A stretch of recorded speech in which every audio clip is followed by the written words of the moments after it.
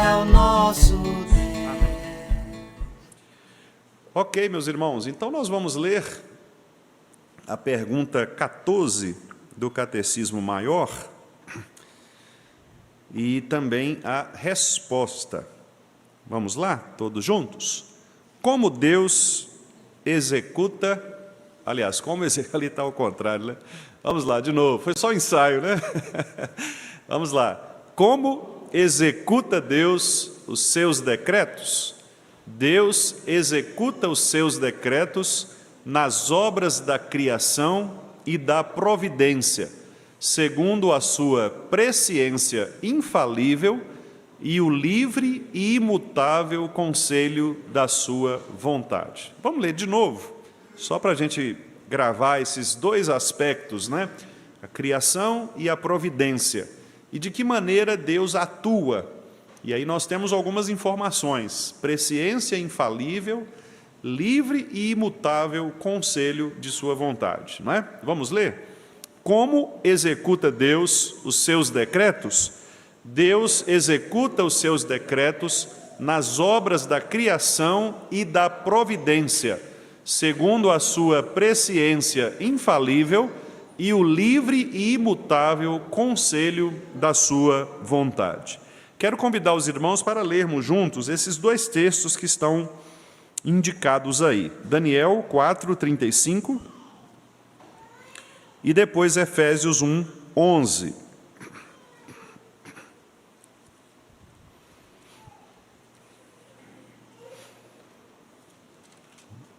Daniel 4:35. Depois Efésios 1:11. Vamos ver então, ler juntos, Daniel 4:35. Leiamos.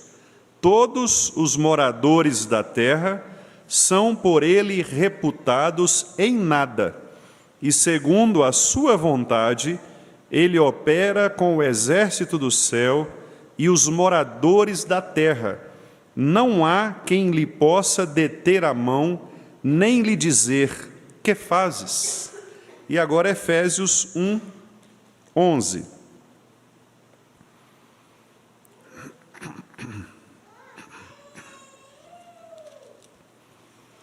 Efésios 1:11.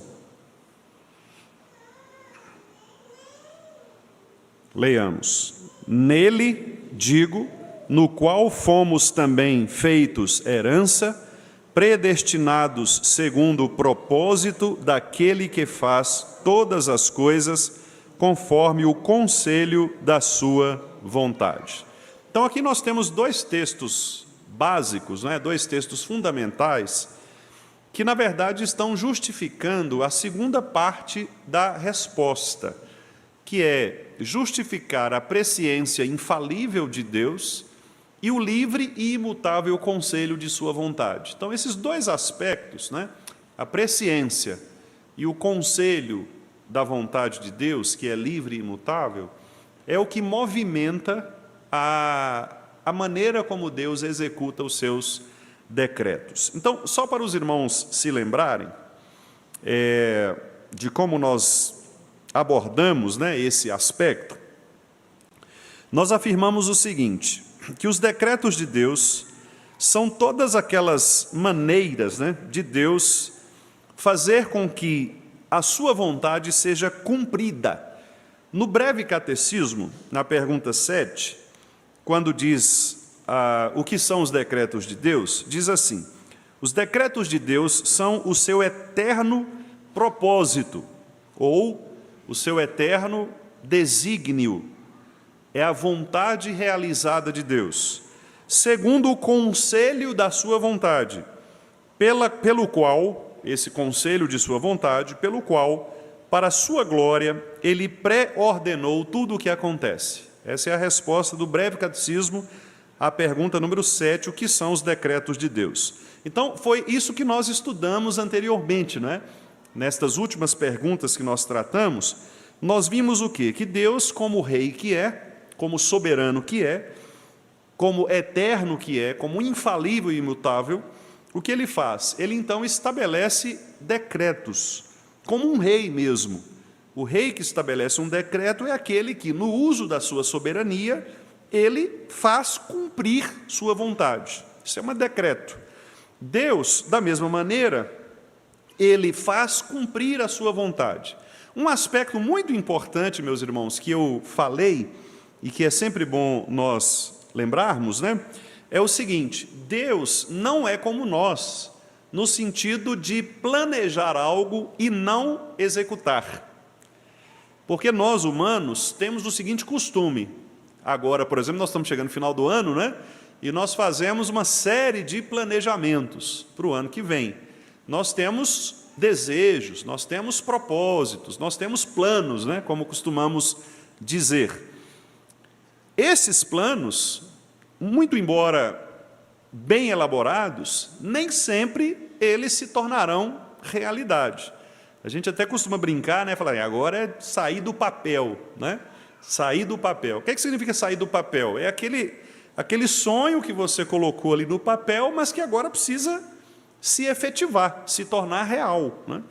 Isso não acontece com Deus. No caso de Deus, todo o plano pensado de Deus, ele é naturalmente executado. Então, Deus não tem um plano engavetado, certo? Do tipo assim, isso aqui não deu certo, faltou mais dinheiro para colocar isso aqui, faltou documento tal. Não. Para Deus, o seguinte, o planejamento de Deus é um planejamento realizado. Por isso que alguns criticam, né?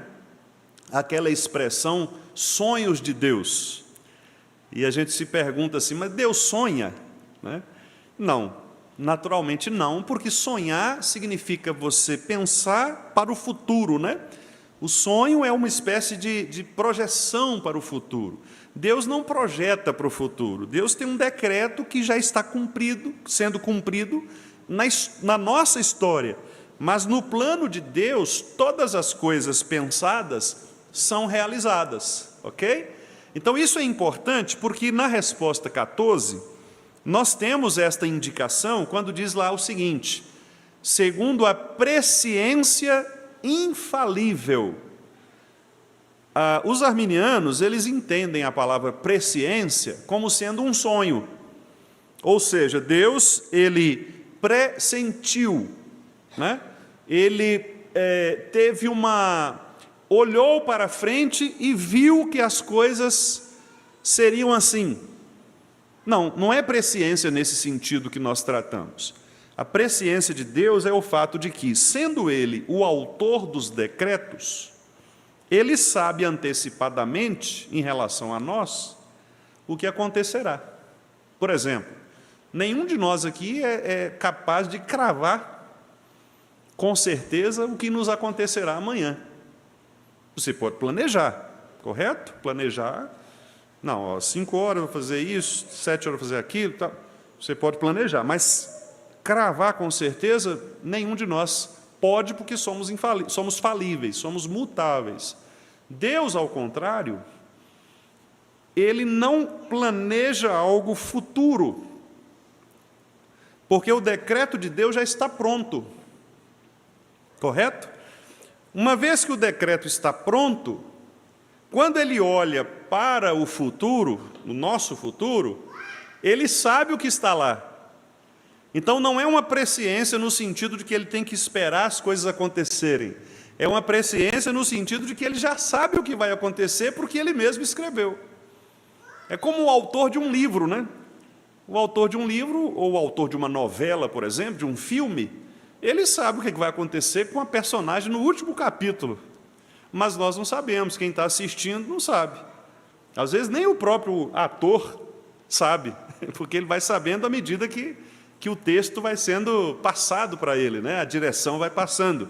Mas o autor sabe, o autor ele tem o seu planejamento, ele sabe. Então, a presciência é nesse sentido. Tendo Deus decretado todas as coisas, Ele sabe o que ocorrerá. Por isso ela é infalível.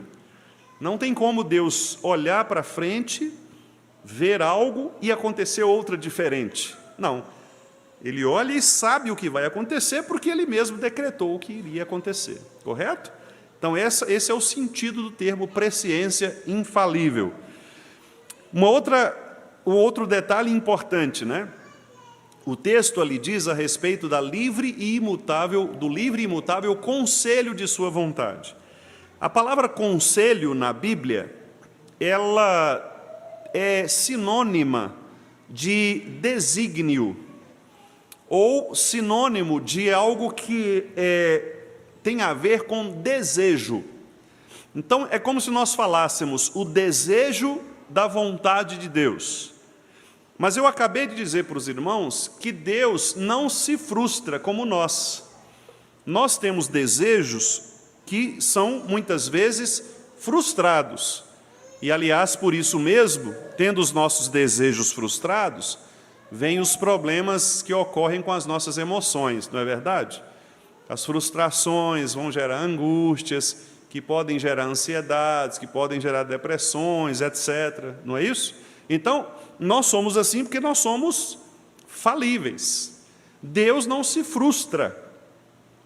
Por quê? Porque os desejos de Deus são realizados. Deus não tem intervalo entre o desejo e a realização. Quando Ele pensa, a coisa acontece, correto? O decreto de Deus não é um decreto temporal, como o nosso. Nós planejamos para o ano que vem, Deus não. Deus já planejou, não só para o ano que vem, como para a glória, certo? Então, Deus não tem desejos que sejam frustrados, guardados, engavetados. Por isso, o desejo da vontade, né, que é a palavra conselho que os irmãos estão vendo aí, que pode ser também substituída por desejo da vontade de Deus, é um desejo que não muda, o nosso pode mudar. Não é? Por isso que as pessoas, às vezes, elas mudam time de futebol, mudam gosto de comida, mudam gosto de roupa, mudam gosto de pessoa, mudam de igreja. Os nossos desejos podem mudar, o de Deus não, porque Deus não tem as mesmas paixões que nós temos. Então, a vontade de Deus é uma vontade única. O desejo da vontade de Deus é único. E quando Deus deseja algo pela sua vontade, isso se realiza. Por isso que é imutável desejo ou conselho da sua vontade. E aí tem o termo livre. O termo livre tem a ver com o termo soberania. Só um soberano é livre para decidir. Só um soberano. Ninguém que não seja soberano é livre para decidir, porque ele está sempre preso, ligado a alguém, não é? O soberano não. Ele diz, é assim e assim será. Deus é soberano, portanto, Ele é livre. Ele é livre para desejar o que Ele bem quiser. E uma vez que Ele é bom, Ele desejará sempre o bem. E no desejo do bem, a sua vontade se cumprirá. Olha que coisa maravilhosa, complexa e ao mesmo tempo bela, né? Deus é soberano e bom. Portanto, aquilo que Ele deseja livremente.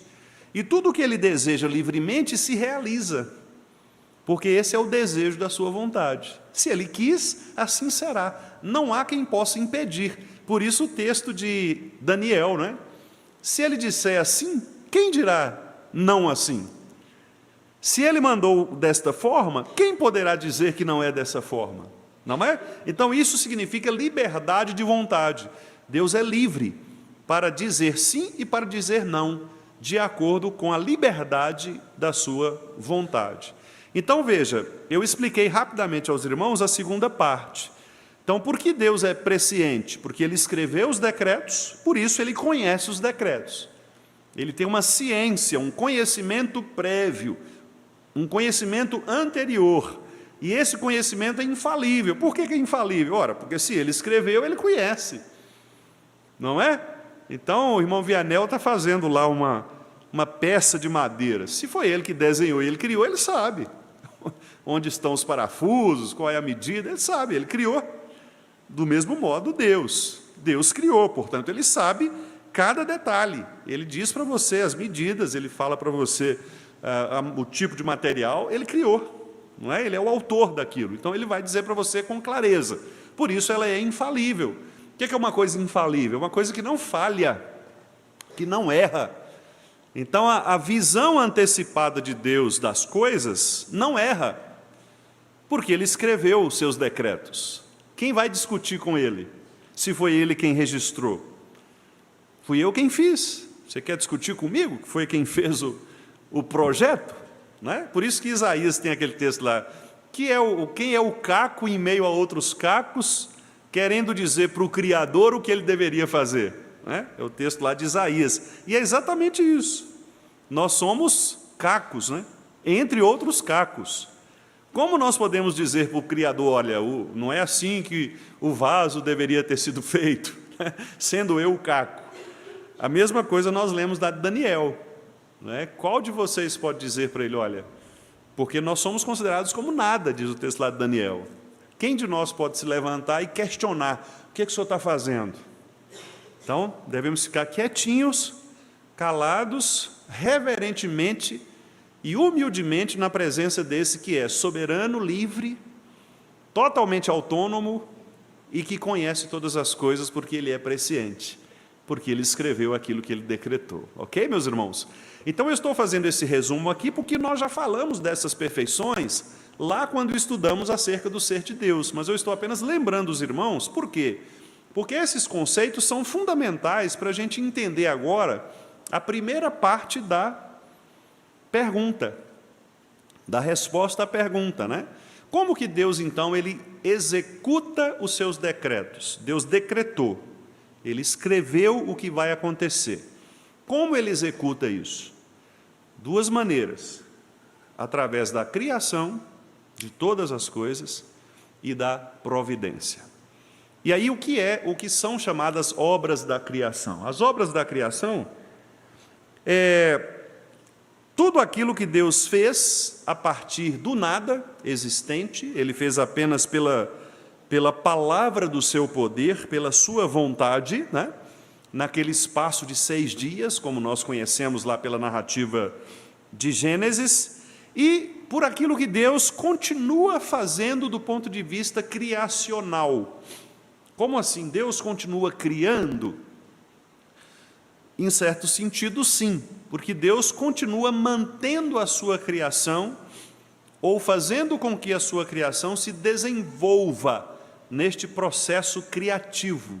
Não necessariamente coisas novas sendo criadas, mas Deus mantendo as coisas criadas e à medida que a criação vai sendo cultivada pelo homem, cumprindo uma ordem que está lá em Gênesis, de cultivar, de guardar, de o homem ser este protetor, este guardião, este que cultiva mesmo, que faz cultura, né, daquilo que Deus criou.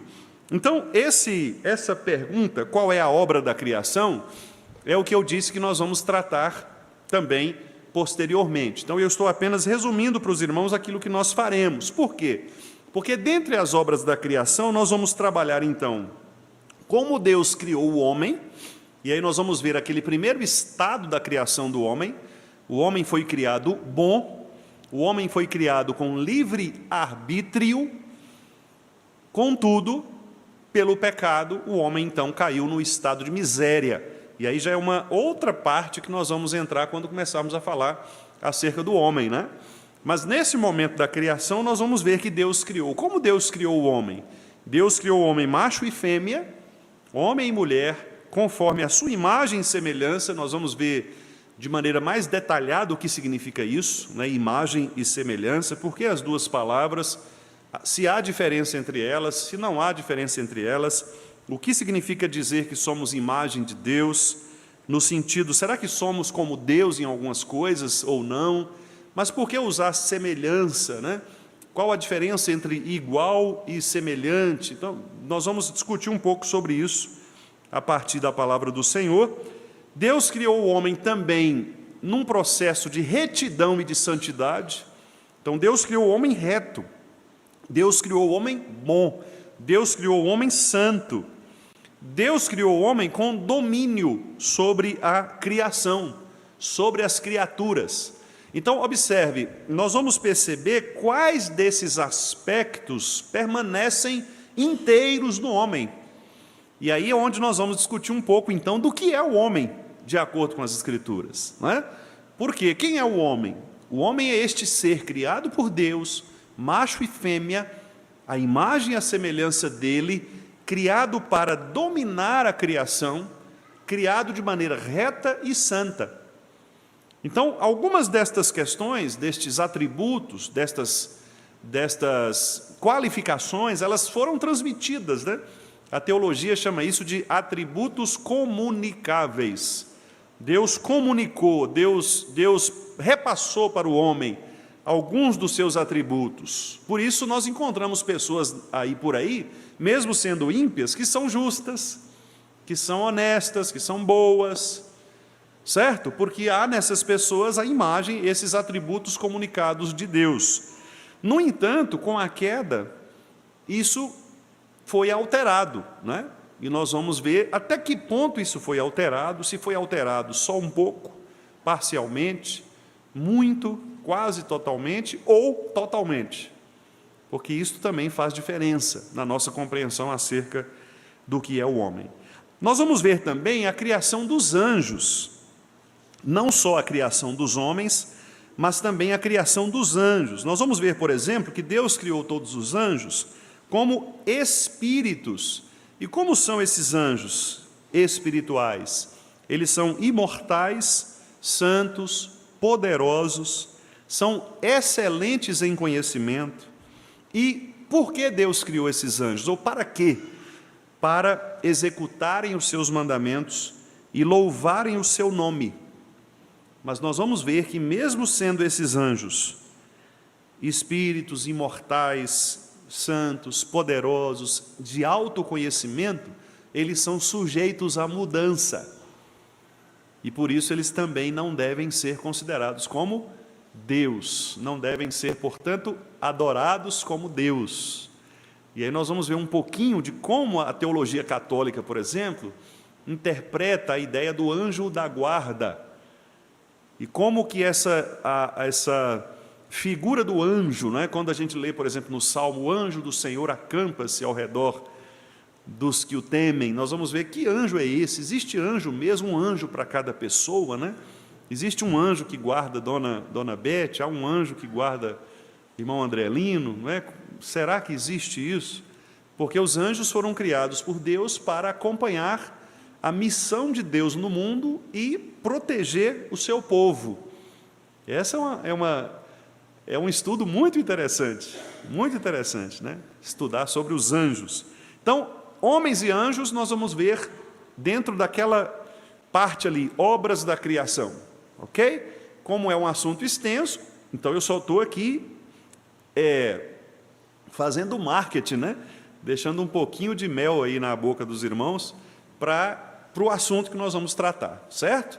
Bom, e aí as obras da criação, que são essas, o espaço de 6 dias, as coisas criadas, homens e anjos, ok? Depois as obras da providência, e aí, como eu disse, alguns irmãos não tinham chegado ainda, mas como eu disse, né, esse é um assunto assim para a gente falar um ano, se quiser, né? E aí eu até citei o livro do pastor John Piper, em que ele escreveu, eu adquiri recentemente, né, falava aqui com os irmãos antes, de quase 1000 páginas, né, só sobre providência. Então é um tema assim espetacular, grandioso, e é o que nós vamos tratar nas perguntas 18 em diante, vai da 18 até a 20, são 3 perguntas, mas olha, então, quais são as obras da providência, qual é a providência de Deus para os anjos e qual é a providência de Deus para o homem? E aí nós vamos ver, meus irmãos, que maravilha é esta doutrina, né? Só para os irmãos terem uma ideia, olha como o catecismo fala a respeito da providência. Diz assim, ó, as obras da providência de Deus são a sua muito santa, sábia, poderosa maneira de preservar, governar todas as suas criaturas, todas as ações dessas criaturas para a sua própria glória. Então, olha que interessante, né? É o ato de Deus, de maneira santa, sábia e poderosa, preservar e governar tudo o que acontece. Tudo o que acontece. Então, o assunto providência é um assunto muito interessante. Os irmãos vão se deliciar com esse assunto, porque ele é bastante interessante, né? Você pensa, por exemplo, houve alguns anos aqui, os irmãos se lembram daquele acidente lá em Capitólio, aquela rocha que se rompeu e atingiu um grupo de pessoas que estavam ali, um barco e tal. Aí você pergunta assim, de acordo com a providência de Deus, né? O que fez essa rocha despencar ali e cair? Por que alguém, um geólogo, alguém ali que passou, não viu aquela fenda, ou se viu e avisou, por que não tomaram providência? Por que aquelas pessoas estavam ali naquele momento? Quer dizer, a providência ajuda a gente a entender isso. Será que é totalmente de Deus, ou será que o homem tem participação nisso? Nas coisas que acontecem, entre aspas, por acaso, que a gente chama de contingente. Eu estou saindo aqui e aí de repente eu bato com o meu dedinho na ponta do banco. E já aconteceu com vocês, eu sei, todo mundo passa por isso na vida, né? Aquela dor insuportável. O que isso tem a ver com a providência? Né? Tem alguma coisa a ver? Deus, quer dizer, isso é só meu, é uma culpa minha, eu que fiz, Deus participou disso, Deus não tem nada a ver com isso. Então, são assuntos assim muito interessantes. E a teologia, ela faz um exercício muito rico, né, para tentar entender cada um desses aspectos. Onde existe a participação do homem, onde não existe, onde é só Deus que está agindo, onde é o homem que é responsável. É muito interessante, né? Então, esse é um assunto que vai, eu acredito, nos trazer assim, bastante interesse, né, quando a gente começar a trabalhar. Bom, então esse é o resumo, essa é a introdução, né? Como que Deus faz com que a sua vontade seja realizada? Bom, Ele faz isso na criação, criando o mundo em 6 dias, criando os homens e os anjos, e faz isso mantendo esta criação, preservando e governando essa criação, que é a providência. Então, dessas duas maneiras, Deus ele não só criou e foi embora, mas Ele criou e garante, sustenta todas as coisas pela palavra do seu poder. Hebreus 1:3, né? Sustenta todas as coisas pela palavra do seu poder. Então, Deus cria e permanece governando. Deus mandou fazer e as coisas aconteceram e Ele acompanha. Então, Deus não é aquele criador que simplesmente criou e deixou as coisas acontecerem. Não, Ele cria e permanece conosco, criando conosco, participando de cada evento, de cada circunstância, na pessoa de Jesus Cristo. Por isso Ele é o Emanuel, é o Deus que está conosco, né? Então, essa é a forma como nós, meus irmãos, entendemos, né, o modo como o nosso Deus, Ele cria e governa todas as coisas. Eu queria, então, para encerrar, né, como eu disse aos irmãos, hoje eu faria mais breve mesmo, porque era essa introdução, nós vamos aprofundar depois. Se eu fosse iniciar, eu não ia conseguir a primeira parte. Então, é melhor não começar, né, do que começar e não aprofundar. Então, hoje é só essa introdução. Mas, antes disso, eu queria ler com os irmãos 2 textos. E eu queria que vocês gravassem esses 2 textos para que a gente possa, no futuro, né, quando nós formos trabalhar esses assuntos da criação e da providência, os irmãos sempre tragam no coração esses 2 textos. Um deles é muito conhecido, Romanos 11, versículo 36. Os irmãos, alguns, certamente já se lembraram aí, sabem de cor, né? Romanos 11, 36. Esta é a razão pela qual o nosso Deus criou todas as coisas, e não só criou todas as coisas, como mantém sobre essas coisas o seu governo, certo? Porque Deus mantém o seu governo sobre as coisas criadas. Aqui está a resposta. Vamos ler juntos? Romanos 11, 36. Porque dele, e por meio dele, e para ele são todas as coisas, a ele, pois, a glória eternamente. Amém. Esta é uma resposta bíblica fundamental para que nós justifiquemos às pessoas a razão pela qual Deus criou todas as coisas e as mantém de pé. Se alguém perguntar para você, por que você acha que Deus se interessa, se importa conosco, ou com essas pessoas, ou com essa situação? Romanos 11, 36. Porque dele, por meio dele e para ele, são todas as coisas. É por isso que ele se importa com Dona Maria, que ele se importa com seu José, que ele se importa com Dona Sebastiana. É por isso que ele se importa, porque ele criou, ele é a origem, ele é o meio e ele é o fim, o alfa e o ômega. Ok? Então, isso justifica, né, por si só, a relação de Deus com o mundo, a relação do Criador com as criaturas. E o segundo texto, vamos lá no Antigo Testamento, Salmo 104, 24. Gostaria também que os irmãos guardassem no coração este versículo, que é um versículo também muito rico, né? Que é um versículo de exaltação, de doxologia, de louvor, né? Salmo 104, 24. Vamos ler? Que variedade, Senhor, nas tuas obras! Todas com sabedoria as fizeste. Cheia está a terra das tuas riquezas. Eu gosto muito desse versículo porque ele justifica, por exemplo, o trabalho da ciência. Muito embora a ciência ela tente, né, a ciência ímpia, ou o lado ímpio, né, da ciência, tenta lutar contra a existência de Deus, contra o controle de Deus, mas esse versículo aqui nos mostra exatamente o contrário, né?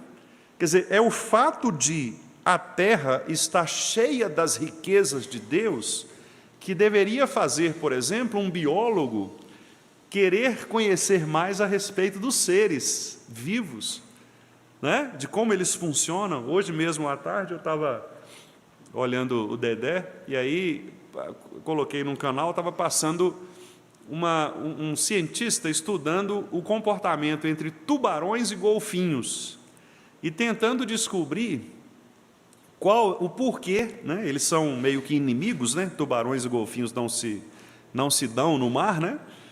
Mas, quando eles se encontram, é guerra na certa. E aí tem algumas vantagens para uns e para outros, né? E aí esse cientista tentando descobrir qual vantagem um tem sobre o outro. E assim, coisas muito interessantes, né? Dependendo por exemplo, ele descobriu que dependendo de onde o tubarão, por onde o tubarão vem, o golfinho consegue, pela mobilidade, pela inteligência dele, reagir antecipadamente e driblar o tubarão para pegá-lo por trás, né? Como quem diz assim, aquela armadilha ali, né? Faz uma emboscada, né? Então, um negócio assim impressionante. Quer dizer, como que descobre isso? Salmo 104, 24. Que variedade, Senhor, as tuas obras, né? A terra está cheia das riquezas do Senhor. Quer dizer, então, olha, a ciência deveria olhar para a criação e ficar embasbacada, né, com essa maravilha da criação de Deus e dizer: Senhor, como é variável aquilo que o Senhor cria, né? Quantas espécies diferentes, quantos tipos diferentes, pessoas diferentes, né? Hoje nós temos descoberto aí nas ciências cognitivas e comportamentais tantas situações, né, de alterações de comportamento, de tanta coisa que no passado não se conhecia, e as pessoas estão descobrindo e percebendo que o cérebro humano e o comportamento humano, né, no geral, o ser humano em geral, é uma riqueza infindável, né? E isso há tantos anos, né, que nós estamos aqui da própria criação. Então, os irmãos, de fato, percebem que esse Deus que decretou todas as coisas é o Deus que cria e é o Deus que governa.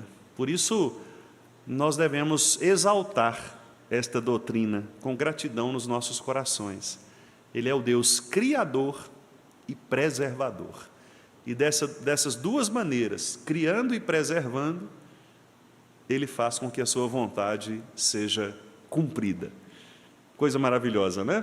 Então aqui está o resumo do que, com a graça de Deus, nós vamos estudar aí pelos próximos dias, né? Só o ano que vem que nós vamos voltar a estudar.